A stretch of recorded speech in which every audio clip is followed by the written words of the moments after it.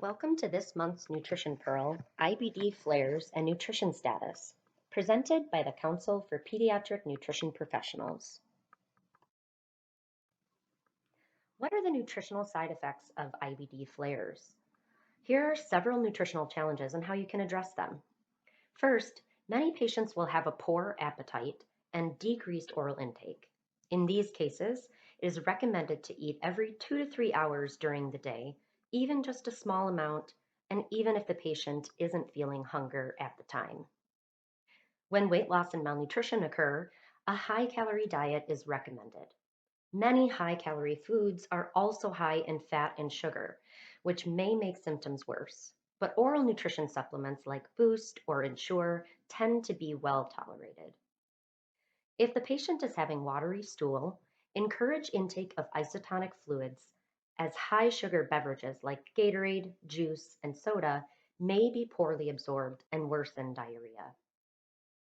Some patients develop a fear of eating, either because they worry about worsening abdominal pain or about needing to run to the restroom immediately. Stress the importance of continuing to eat as the body needs nutrition to heal, and reassure them that the pain and urgency will ease as they get better. It is also common for patients to unnecessarily restrict certain foods, such as fruits and vegetables, as they may have been told that fiber is not recommended during flares. Based on current evidence, it is not recommended to restrict dietary fiber unless stricturing disease is present. For stricturing disease, advise patients to avoid high residue foods like popcorn, whole kernels of corn, and hard nuts and seeds.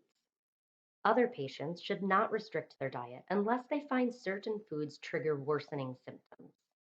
In these cases, they may want to avoid this food temporarily and reintroduce it when they are in remission.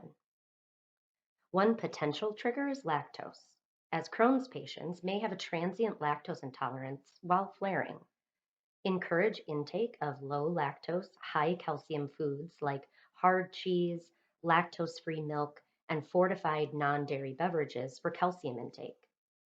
Yogurt contains lactose, but some patients with lactose sensitivity can tolerate Greek yogurt. Finally, if the patient is not consuming a broad and varied diet, they are likely not meeting their micronutrient requirements. In these cases, a complete multivitamin mineral tablet or chewable is recommended. Most gummy vitamins do not contain minerals, most importantly, zinc and iron for this population. What foods should you recommend? Here are some ideas for easy to tolerate small meals and snacks.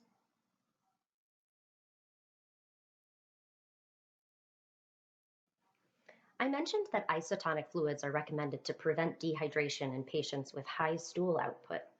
If your patients do not want to drink Pedialyte, here are some recipes for homemade oral rehydration-like solutions that are close to the osmolarity of Pedialyte. One option is juice or sports drinks can be mixed with water and salt, or the lower calorie Gatorade G2 can be mixed with salt, 3/4 of a teaspoon per liter. For a savory option, chicken broth can be mixed 1-to-1 with water, with sugar added to provide the optimal amount of carbohydrates. Thank you.